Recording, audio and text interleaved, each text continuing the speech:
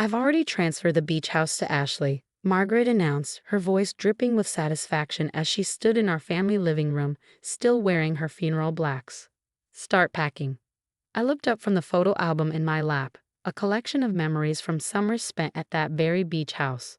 My name is Olivia Parker, and at 28, I was sitting in my childhood home the day after my father's funeral, listening to my stepmom of 5 years announce her latest power play.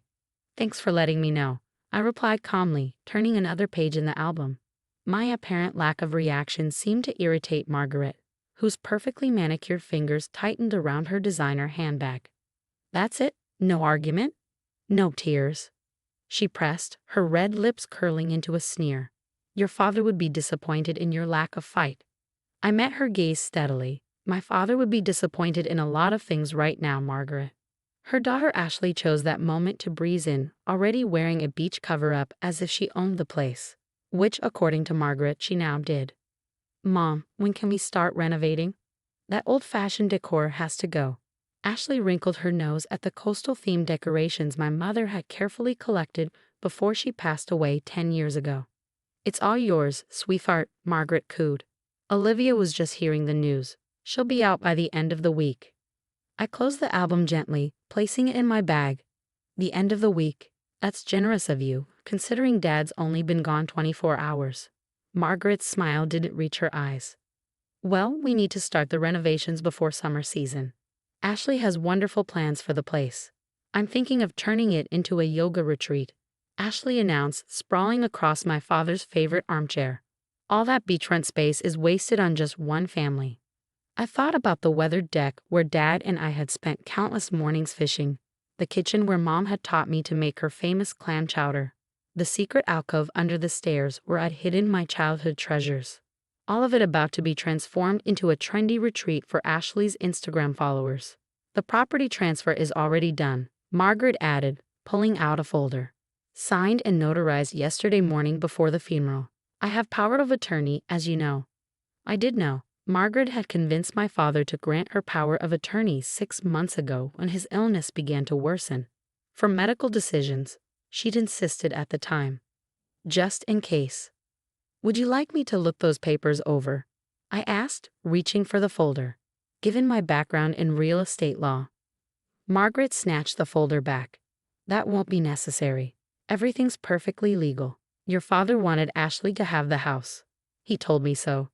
I stood up, smoothing my black dress. Did he? When was this conversation? Last week, Margaret said quickly. In the hospital. Interesting. I replied, picking up my bag. Considering he was in a medically induced coma last week. Margaret's face flushed, but she recovered quickly. I meant the week before. Anyway, it's done now. We'll be heading down there this afternoon to start planning the renovations. I expect your things gone by Friday. I walked to the door, pausing only briefly. You know, Margaret, my mother always said something interesting about that house. She said it was built on stories and secrets. What's that supposed to mean? Ashley demanded, finally looking up from her phone. Nothing, I smiled. Just sharing a memory. Enjoy your yoga retreat planning. As I walked to my car, I could feel Margaret watching from the window. She probably expected me to break down, to cause a scene, to fight back immediately. She didn't know that I'd been preparing for this moment for months, ever since I'd overheard her plotting with Ashley during Dad's first hospital stay. I pulled out my phone and made 2 calls. The first to my mother's old friend, Betty, who'd been the real estate agent for the beach house for 30 years. The second to Mr. Harrison, Dad's longtime lawyer. It's time, I said simply when Mr. Harrison answered. Margaret took the bait. Already? He sounded surprised. That was faster than we expected. Did she show you the transfer papers? She waved them around but wouldn't let me see them. She claims she used the power of attorney to transfer the property to Ashley yesterday morning before the funeral. Perfect, Mr. Harrison replied, and I could hear him shuffling papers. Absolutely perfect. Shall we proceed with phase 2? I started my car, taking one last look at Margaret and Ashley through the living room window, already measuring the space for their renovations. Yes, I said firmly. It's time they learned about Mom's secret deed. The next morning, I sat in Mr. Harrison's office, watching Margaret's face turn from smug to ghostly pale as he slid the document across his desk. This, he said calmly, is the actual deed to the beach house, filed 15 years ago by Catherine Parker, Olivia's mother. Margaret snatched the paper, her hands shaking. This is impossible. John gave me power of attorney. I have the right. Power of attorney, Mr. Harrison interrupted smoothly, does not give you the authority to sell or transfer property that wasn't in John's name to begin with. What do you mean, wasn't in his name? Ashley demanded, peering over her mother's shoulder. I leaned back in my chair, the memory washing over me. I was 13 when Mom called me into this very office, already sick but still fighting. Olivia, she'd said, sometimes we have to protect the things we love most, even from the people who should protect them for us. The beach house, Mr. Harrison continued, was transferred solely to Olivia's name when she was 13, with a trust established by her mother Catherine. John was aware of this arrangement. He merely maintained lifetime residential rights. Margaret's face contorted. That's ridiculous. John would have told me. Would he? I asked softly. Like you told him about your plans to turn it into a yoga retreat. Ashley gasped, but Margaret's eyes narrowed.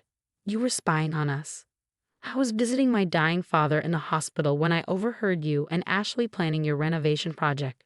3 months before he passed away, while he was fighting for his life, you were measuring his beloved beach house for yoga mats. That's not, we weren't. Ashley stammered, but Margaret cut her off. It doesn't matter. I have papers showing the transfer. Legal documents. Mr. Harrison adjusted his glasses. Any transfer documents you have are void, Mrs. Parker. You attempted to transfer property that wasn't yours to transfer. In fact, he pulled out another document. Attempting to do so under power of attorney could be considered fraud. The color drained from Margaret's face. You're bluffing. Am I? I stood up, walking to the window. You know what's interesting, Margaret? My mother didn't just leave me the house. She left me her wisdom too. She warned me that someone might try to take advantage of Dad's kindness one day. That's why she set up the trust. That's why she made sure I understood property law from a young age. That's why I became a real estate attorney. Ashley slumped in her chair, her Instagram perfect posture crumbling. Mom, what did you do? Margaret's composure finally cracked.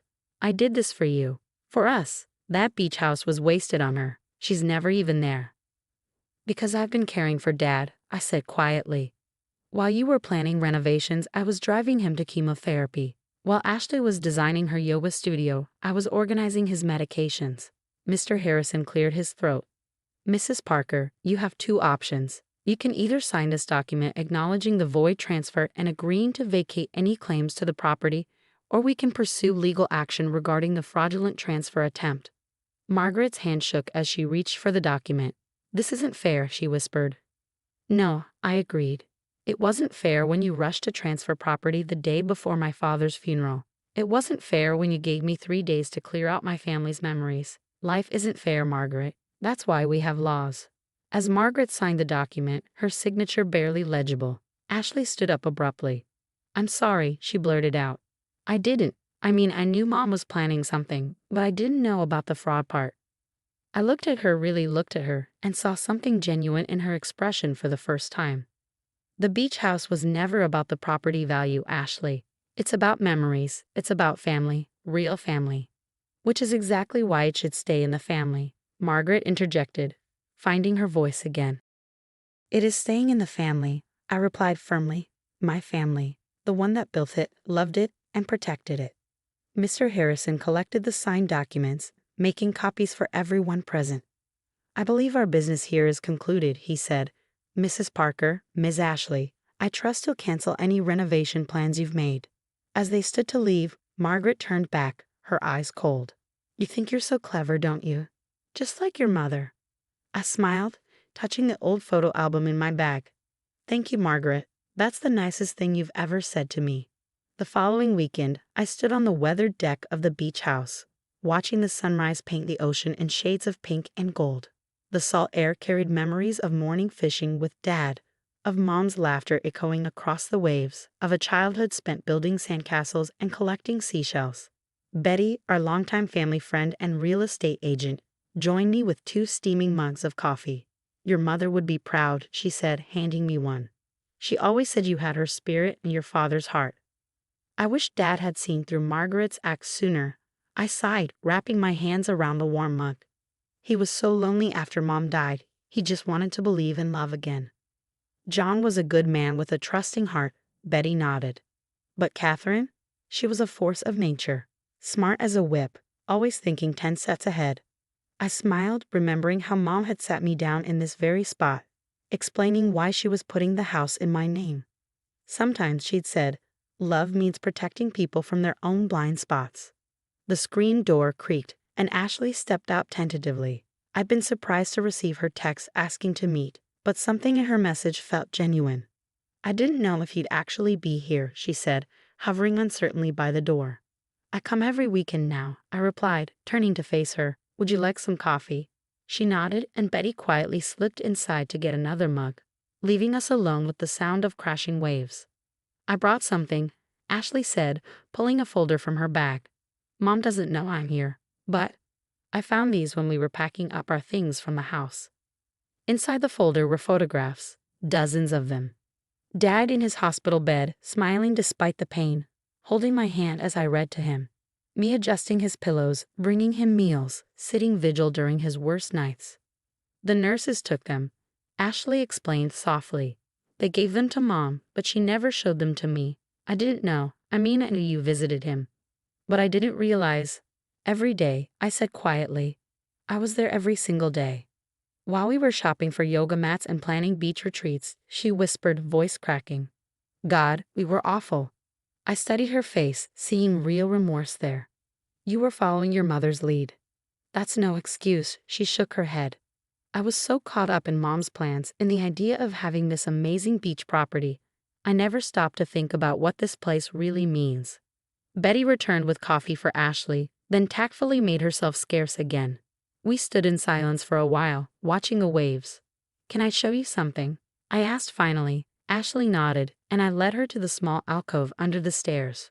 Opening a hidden panel, I pulled out an old tin box. Mom's treasure chest, I explained, opening it. Inside were seashells, each labeled with dates and memories. Every shell marks a special moment. This one's from the day Dad taught me to swim. This one's from Mom's last beach walk before she got too sick.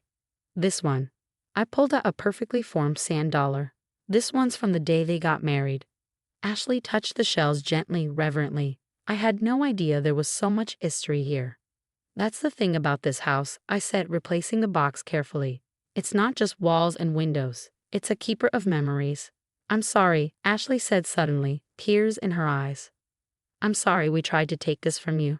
I'm sorry I didn't stop Mom. I'm sorry I didn't know Dad better. I touched her arm gently. You know, the house may be in my name, but the memories it holds belong to anyone who truly wants to cherish them. She looked at me, understanding dawning in her eyes. What are you saying? I'm saying he'd like to know your father better, really know him. You're welcome to visit, not as a yoga instructor, but as his daughter. We could share stories, make new memories. Even after everything we did. Sometimes, I said, echoing my mother's words, love means giving people a chance to see their own blind spots. As the morning sun climbed higher, Ashley and I sat on the deck, sharing coffee and stories. She told me about her own memories of Dad, fewer but still precious. I shared more about his final months, the quiet conversations, the peaceful moments between the pain. Betty joined us later, bringing out Mom's famous clam chowder recipe and offering to teach us both how to make it. As we chopped vegetables and stirred the pot, I could almost hear Mom's laughter mixing with the sound of the waves, feel Dad's presence in the warm sea breeze. Margaret might have tried to take this place from me, but she never understood its true value. The beach house wasn't just property to be claimed or renovated. It was a sanctuary of memories, a keeper of stories, a bridge between past and future. And now, unexpectedly, it had become something else.